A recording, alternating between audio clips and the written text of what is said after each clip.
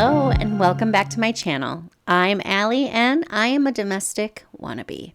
And right now I am doing the Clutterbug's 12-week home holiday challenge, but I'm doing it the domestic wannabe way in that I started it late and we are doing it in 8 weeks. So if you are following along with me, right now it is week 3 and we are decluttering the kitchen.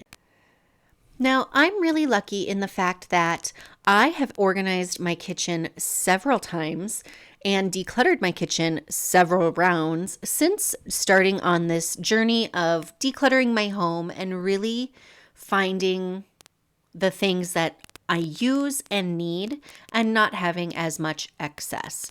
So I've really gone over this kitchen several times, but you're not going to be surprised. I did find several things that I was able to let go of and get out of the kitchen. But what I was finding before starting this challenge was the kitchen tended to be a giant hotspot of clutter.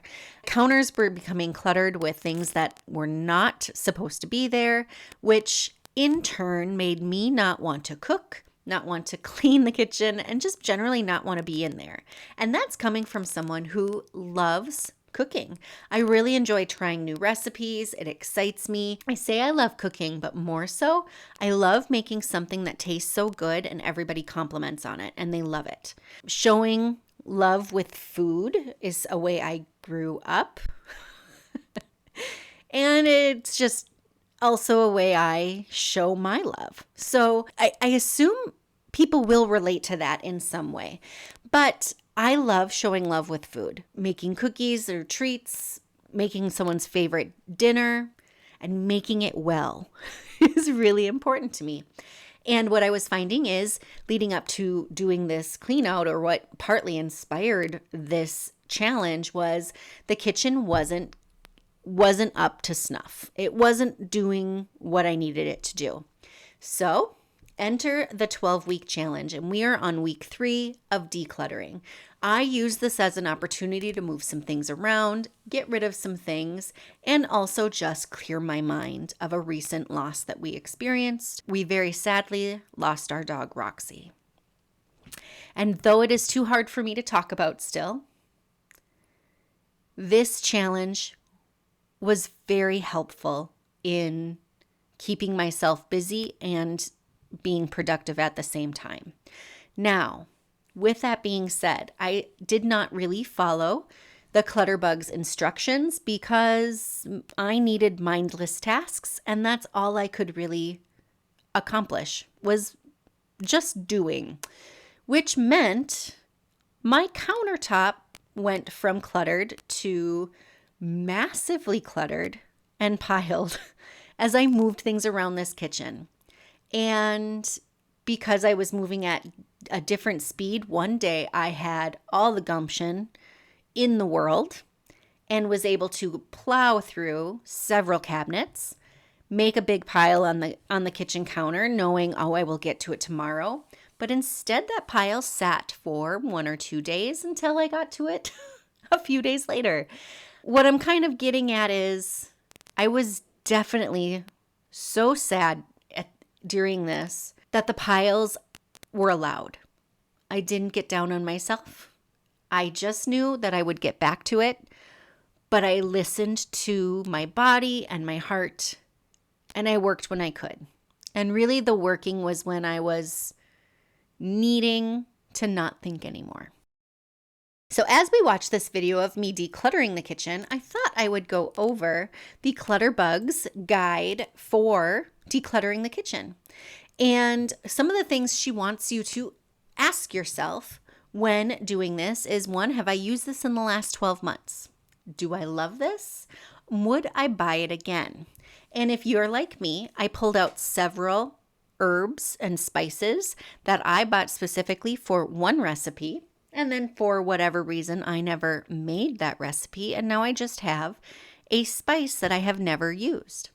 So what I have decided to do with the spices is, once I'm done with this challenge, I'm actually going to pull recipes specifically with that spice and herb and make a little series of what can you do with this spice or herb. Because I feel I want to get the use out of that spice or herb. And I think it would be a fun way to just try out some new recipes. Because as I said, once this kitchen is all cleaned and decluttered, I know I will be motivated to get back in it and start doing some cooking and trying new recipes again.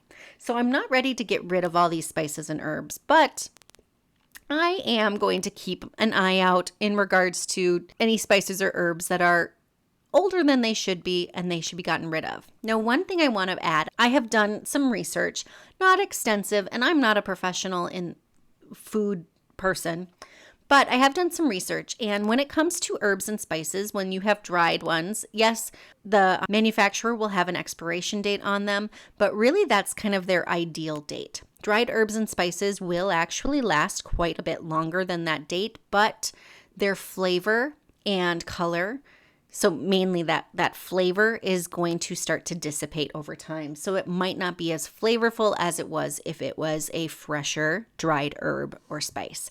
So just something to keep in mind.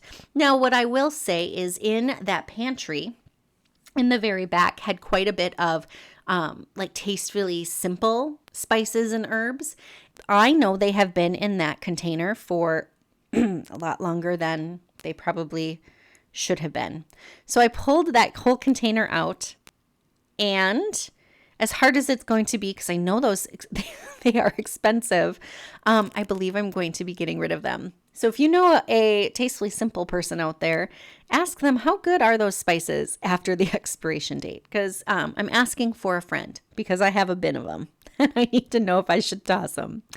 But with that, you're going to ask yourself those questions as you're decluttering, and it does get easier each time you go through because you start to realize as you get fewer and fewer things, you start to really notice the things you do and you don't use. Now, I am a kitchen gadget connoisseur, is what I would like to say, in that I love them. I think they are the neatest things. One of my first jobs out of high school was working for Bed Bath & Beyond, and going and looking at the gadget wall was like the highlight of every shift I worked. I thought it was just the coolest wall in the world, and I wanted everything that was on it. So I love my gadgets, and it is hard for me to part with them. But I am getting better at really recognizing what do I use and what don't I use. With that, once you've answered those questions, you just start to go through each cabinet. And that's basically what I did. I basically just went one cabinet to the next, just in order. Things that you do start to let go of is unused coffee mugs, extra dishes, food storage containers, and I want to address the fact that I recently purchased fruit and veggie containers from Costco to see how they compared to my Tupperware brand containers. As many of you know, I was a Tupperware representative for over 10 years. I loved Tupperware, and I still love Tupperware products today. But I'm now, since I'm no longer a rep, I'm open to exploring new products. So I purchased Costco fruit and veggie container that was $20. I thought it was a great value and I was excited to try it. And I'm going to tell you guys, it did not even remotely live up to the Tupperware containers.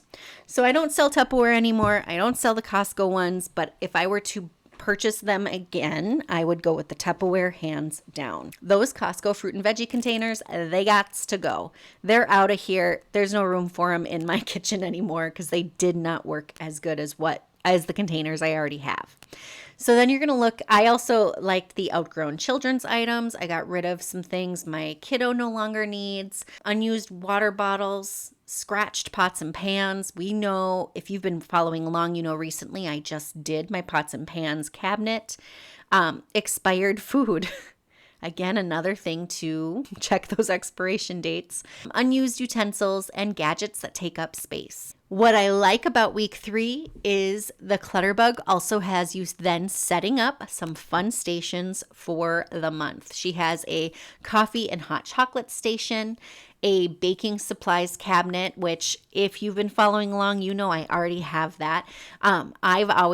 That's actually been a recommendation I've had, and I used to share back in my Tupperware days, is to have a baking cabinet because There was a statistic I had read once that if you were to bake cookies, the average person goes to 5 different parts of their kitchen to get the supplies to make them. But if you have all of your baking supplies in one cabinet, you're going to cut down how often you're moving around the kitchen.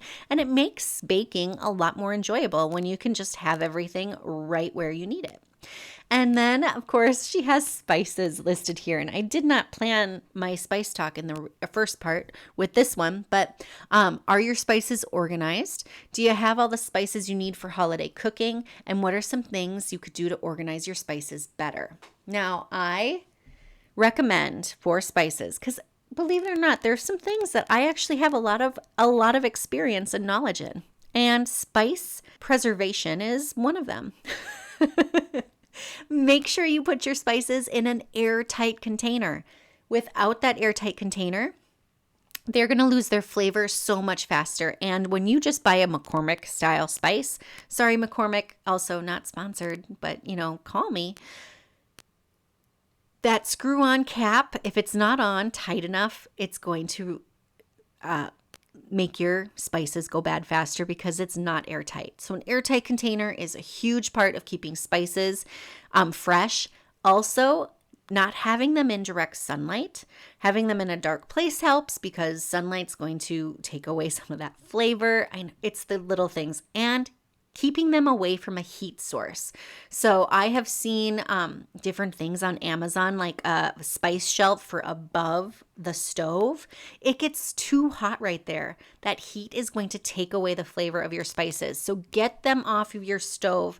I have them in the cabinet next to my stove. Yes, it probably still heats up a bit right there, but not as bad as just being above the stove.